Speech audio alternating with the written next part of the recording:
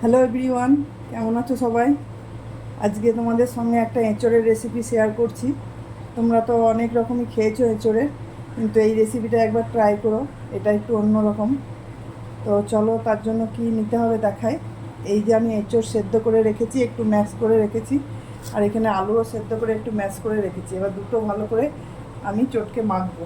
আর কি কি দেবো সেটা চলো তোমাদের সঙ্গে শেয়ার করছি। তো আলু আর ইঁচড় খুব ভালো করে আমি মিক্সড করে নিয়েছি। এরপর এর মধ্যে দেবো আমি লবণ পরিমাণ মতো,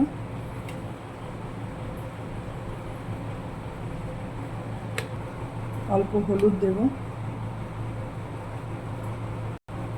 1 চামচ ধনে গুঁড়ো দেব, লঙ্কা গুঁড়ো দেব, এটা ঝাল নয়, কাশ্মীরি লঙ্কা, ময়দা দেব, এটা বাইন্ডিংয়ের জন্য দিচ্ছি, 2 চামচের মতন দিলাম, যদি আবার লাগে তখন পরে আবার দেওয়া যাবে। পেঁয়াজ কুচি দিচ্ছি। আপনারা যদি এটা নিরামিষ করে বানাতে চান তাহলে পেঁয়াজটা স্কিপ করে দেবেন, পেঁয়াজটা দেবেন না। পেঁয়াজটা না দিলেও এটা খেতে খুব ভালো হয়।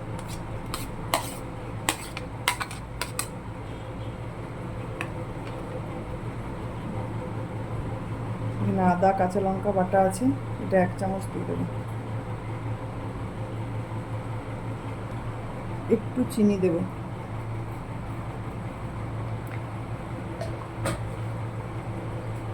এবার এগুলোকে আমি হাতের সাহায্যে খুব ভালো করে মেখে নেব। তো এটা আমার ভালো করে মাখা হয়ে গেছে, এখানে তেল গরম হয়ে গেছে। এবার আমি এগুলো বড়ার আকারে ভেজে নেব।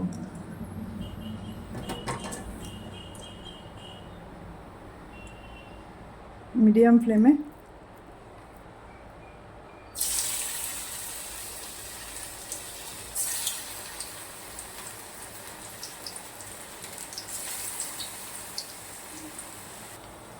তো আমার এই যে গোল গোল করে আমি ভেজে নিয়েছি সব বড়াগুলো।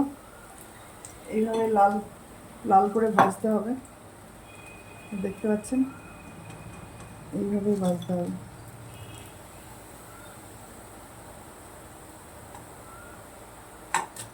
তো আমি বাকি পকোড়াগুলো সব ভেজে নিচ্ছি, তারপর আসছি।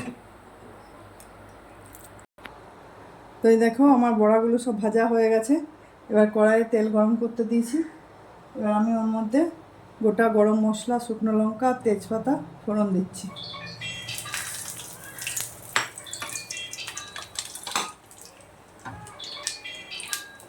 ফোড়নটা একটু হবে, পেঁয়াজ কুচি দিয়ে দেবো।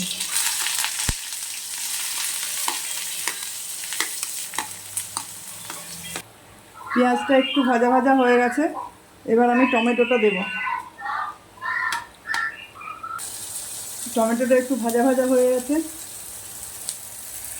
এবার আমি আদা আর কাঁচা লঙ্কা বাটা দেবো।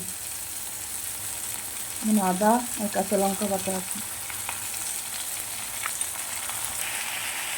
একটু ধনে গুঁড়ো দেবো,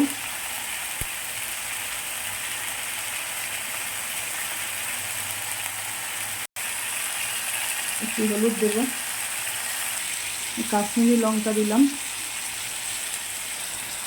নুন দিচ্ছি।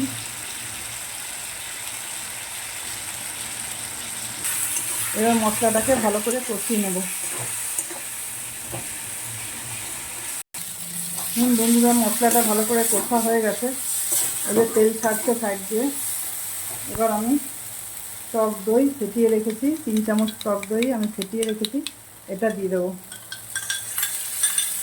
দইটা ভালো করে ফেটিয়ে নেবেন, নাহলে দানা বেঁধে যাবে।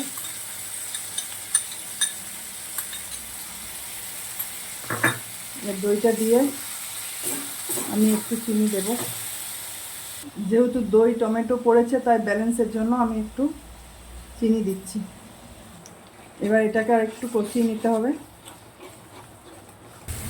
তো আমার এটা কষানো হয়ে গেছে, এবার আমি জল দিয়ে দেবো।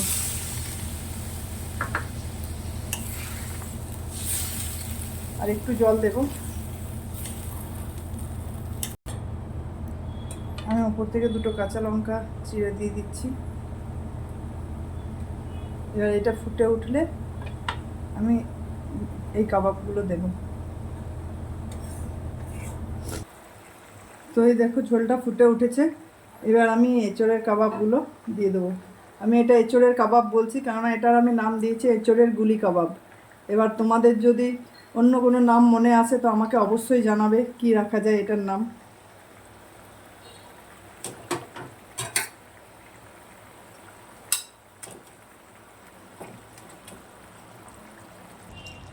তো আমার এই রান্না রেডি হয়ে গেছে। এবার আমি ওপর থেকে একটু ঘি ছড়িয়ে দেব।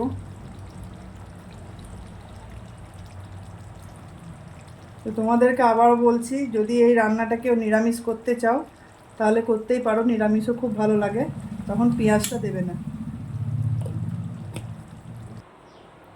তো এই যে আমার এঁচোড়ের গুলি কাবাব তৈরি হয়ে গেছে। তোমরা বাড়িতে একবার বানিয়ে দেখবে কেমন লাগে, আর অবশ্যই আমাকে কমেন্ট করে জানাবে আমার রান্না তোমাদের কেমন লাগছে। ধন্যবাদ, টাটা।